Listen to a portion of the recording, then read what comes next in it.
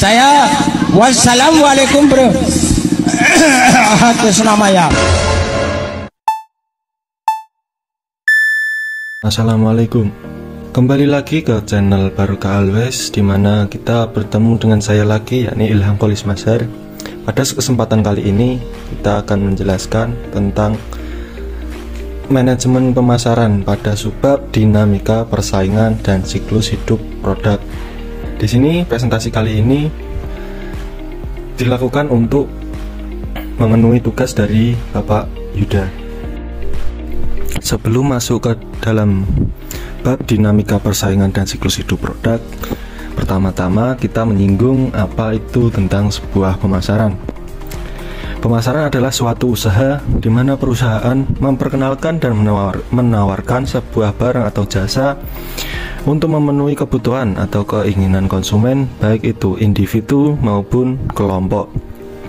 Nah, dalam sebuah pemasaran pastinya akan menemukan sebuah persaingan, di mana persaingan itu sifatnya persaingan antar individu, kelompok maupun antar perusahaan kompetitor. Nah, di sini apakah dalam persaingan perusahaan hanya memiliki dampak negatif saja? Tentu saja tidak. Justru dengan adanya persaingan pasar, perusahaan mempunyai peluang yang lebih besar akan kemajuan sebuah perusahaan. Jadi logikanya begini, tanpa adanya sebuah persaingan, perusahaan tidak akan berusaha untuk memperbaiki kualitas produk, melakukan inovasi, meningkatkan efisiensi dan sebagainya. Di sini ada beberapa manfaat yang diperoleh ketika adanya sebuah persaingan. Yang pertama adalah bagi konsumen, di mana bagi konsumen akan tersedia banyak produk sebagai pilihan dengan variasi kualitas produk dan harga yang sesuai dengan kebutuhan. Yang kedua, bagi produsen, di sini produsen dalam persaingan yang sehat akan menghasilkan perusahaan dengan manajemen yang sehat pula dan efisien. Yang ketiga adalah bagi masyarakat. Di sini masyarakat akan mempunyai peluang dalam mencari pekerjaan, di mana perusahaan akan membuka lapangan pekerjaan guna memajukan sebuah perusahaannya. Yang keempat adalah bagi pemerintah. Bagi pemerintah, perusahaan yang sehat dan profitable akan bisa membayar pajak yang jadi sumber pendapatan bagi negara. Yang kelima adalah manfaat bagi perekonomian perusahaan. Perusahaan yang sehat akan mampu menjadi motor bagi penggerak ekonomi bangsa, sehingga akan terjadi pertumbuhan ekonomi yang tinggi. Di sini dalam persaingan ada beberapa teori yang dipaparkan oleh Michael Porter, yakni ada 5 teori. Yang pertama adalah intensitas persaingan antar pemain, yang mana dipengaruhi oleh faktor seperti biaya tetap tinggi yang memaksa pemain bersaing ketat, bahkan dengan menurunkan harga. Yang kedua adalah ancaman pendatang baru, di mana hambatan yang masuk seperti biaya investasi, perizinan, dan akses bahan baku akan mengurangi resiko pendatang baru. Yang ketiga adalah kekuatan tawar pemasok. Sedikitnya pemasok membuat mereka memiliki posisi tawar yang kuat. Yang keempat adalah kekuatan tawar pembeli, di mana banyaknya pilihan membuat pembeli lebih berkuasa dalam menentukan pilihan untuk membeli suatu produk dari perusahaan-perusahaan. Yang terakhir adalah ancaman produk pengganti, di mana keberadaan produk substitusi membatasi kebebasan pemain dalam menentukan harga. Dalam memahami kelima kekuatan ini, perusahaan dapat merancang strategi yang lebih efektif untuk bersaing di pasar. Selanjutnya masuk ke subbab pertama, yakni menganalisa persaingan. Analisis persaingan adalah sebuah proses di mana perusahaan memahami posisi mereka di pasar dibandingkan dengan pesaing utama mereka. Di sini dalam menganalisis terdapat langkah-langkah seperti yang pertama ada kelompok strategis, di mana mengidentifikasi pesaing yang menggunakan strategi yang serupa untuk merebut segmen pasar yang serupa juga. Yang kedua adalah tujuan perusahaan pesaing, di mana memahami tujuan pesaing seperti fokus pada keuntungan atau pangsa pasar, berbasis kebutuhan pasar atau teknologi, mengejar laba jangka pendek atau pertumbuhan jangka panjang. Yang ketiga ada menganalisis kekuatan dan kelemahan pesaing, di mana menganalisis dan kekuatan dan kelemahan pesaing dapat dilihat dari 3 aspek. Yang pertama adalah market share, yakni pangsa pasar yang dikuasai mereka. Yang kedua ada mind share, di mana merek pesaing yang dikenal masyarakat. Yang terakhir adalah head share, yakni merek pesaing yang disukai oleh masyarakat. Yang selanjutnya nomor 4 adalah pemilihan pesaing untuk diserang, di mana perusahaan memilih pesaing untuk dilawan berdasarkan menyerang pesaing yang lemah lebih mudah daripada yang kuat. Fokus pada pesaing yang memiliki kemiripan strategi, serta cenderung menyerang pesaing dengan perilaku buruk dibandingkan perilaku yang memiliki perilaku yang baik. Yang selanjutnya ada klasifikasi perusahaan berdasarkan pangsa pasar. Yang pertama ada market leader sebesar 40%, yakni penguasa pasar utama. Yang kedua market challenger sebesar 30%, pesaing kuat yang mencoba merebut posisi pemimpin. Market follower yakni sebesar 20%, di mana pesaing yang mengikuti tren pasar tanpa inovasi besar-besaran, yang mana di sini mereka memilih untuk mengikuti pemimpin pasar. Yang terakhir ada market niche sebesar 10%, yakni pada perusahaan yang fokus pada segmen pasar kecil dan spesifik.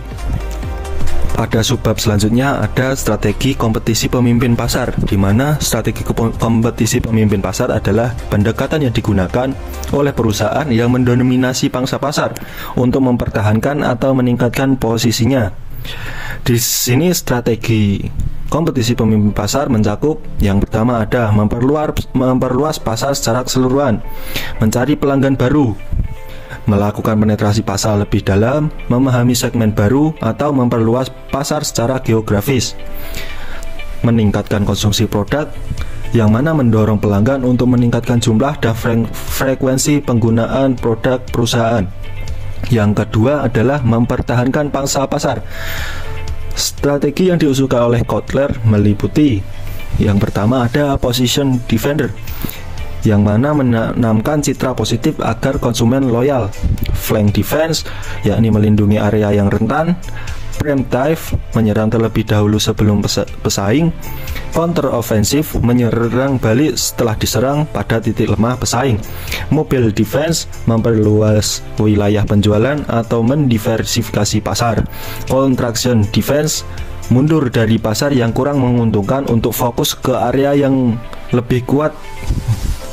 Yang selanjutnya nomor 3 ada memperluas pangsa pasar.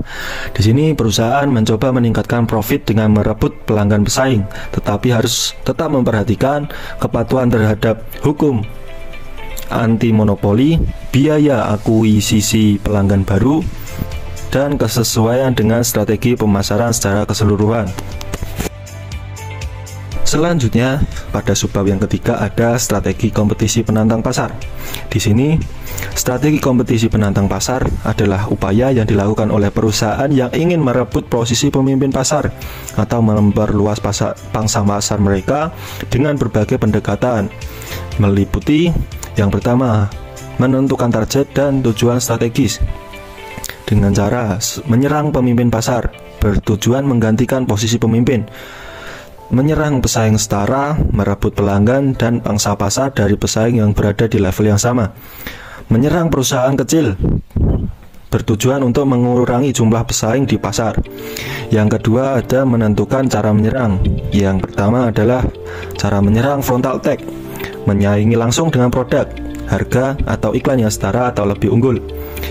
Yang kedua adalah penyerangan flank attack, menargetkan kelemahan pesaing, baik itu secara geografis atau segmen pasar tertentu. Yang ketiga ada sistem penyerangan engagement attack, menyerang di berbagai aspek secara bersamaan, entah itu dari segi produk, distribusi, harga, maupun yang lainnya. Yang selanjutnya ada bypass attack, menghindari konfrontasi langsung, misalnya dengan inovasi, diversifikasi produk, atau ekspansi geografis. Yang selanjutnya ada sistem penyerangan guerrilla attack, di mana serangan kecil dan terus-menerus untuk mengganggu dan melemahkan pesaing.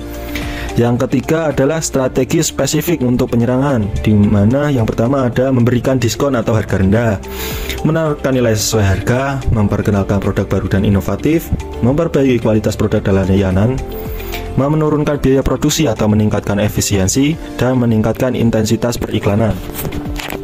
Kemudian subbab yang keempat ada strategi kompetisi pengikut pasar, di mana strategi kompetisi pengikut pasar adalah sebuah pendekatan yang digunakan oleh perusahaan guna bersaing di pasar dengan meniru atau mengadaptasi produk yang sudah ada tanpa harus mengeluarkan biaya besar untuk penelitian dan pengembangan. Strategi ini memungkinkan perusahaan memanfaatkan keberhasilan produk inovatif yang sudah ada dan mengurangi resiko yang biasanya dihadapi oleh perusahaan inovator. Nah, ada sebuah teori di mana seorang Theodore Levitt mengemukakan bahwasanya perusahaan pengikut pasar dapat meniru produk inovatif pesaing dengan beberapa cara. Yang pertama, ada pemalsuan. Maksudnya adalah meniru produk atau kemasan secara identik, tetapi menjualnya di pasar yang kurang bergengsi, sering melalui agen penjualan yang kurang dapat dipercaya. Yang kedua adalah mencontoh, di mana menggunakan produk perusahaan lain sebagai model dengan hanya melakukan sedikit perubahan pada nama atau kemasan, lalu menjualnya dengan harga yang lebih murah. Yang ketiga ada peniru. Peniru ini menyalin sebuah produk tetapi dengan beberapa penyesuaian, misalnya pada kemasan, harga, lokasi penjualan, atau strategi pemasaran lainnya. Yang keempat ada adaptasi. Mengadaptasi produk asli, bahkan memperbaiki kekurangan yang ada untuk memberikan nilai tambah bagi konsumen. Yang terakhir ada strategi kompetisi pencuru pasar. Strategi kompetisi pencuru pasar menurut Naker Strategi, perusahaan dapat memilih untuk menjadi pengikuti pasar yang luas atau memimpin di pasar sempit dengan menjadi penceru pasar. Penceru pasar biasanya fokus pada segmen kecil yang spesifik sehingga mereka bisa mengenal pelanggan lebih baik, memahami kebutuhan dan preferensi pelanggan secara mendalam, memenuhi kebutuhan dengan lebih efektif, yang mana memberikan solusi atau produk yang lebih sesuai dengan keinginan pelanggan. Keuntungan utama strategi penceru pasar ini adalah tingkat pengembalian yang lebih tinggi karena margin keuntungan lebih besar. Yang kedua ada keuntungan pendekatan yang personal, membuat pelanggan lebih loyal. Namun perusahaan besar biasanya mengandalkan volume penjualan yang besar untuk mendapatkan keuntungan yang besar pula, berbeda dengan penceru pasar yang mengutamakan margin tinggi dari segmen kecil. Apakah ada contoh atau studi kasus dari pembahasan kali ini? Studi kasus pada dinamika persaingan. Di sini saya mengambil studi kasus pada pasar motor, di mana ada pemimpin pasar, ada katakanlah Zenith Motor. Zenith adalah pemain utama dengan pangsa terbesar. Mereka unggul karena inovasi teknologi, jaringan distribusi luas, dan merek yang kuat. Strategi utama mereka menjaga loyalitas pelanggan dan terus berinovasi. Yang kedua ada penantang pasar yang kita sebut Nova Rider. Nova agresif menantang Zenith dengan fokus pada motor listrik. Mereka menarik anak muda lewat desain futuristik, harga kompetitif, dan bonus menarik seperti akses pengisian daya gratis. Yang ketiga ada pengikut pasar yang katakanlah kita sebut Turbo Wheels. Turbo memilih meniru produk sukses pemimpin pasar dengan menawarkan harga yang lebih murah dan fokus pada durabilitas untuk menarik konsumen di kota-kota kecil.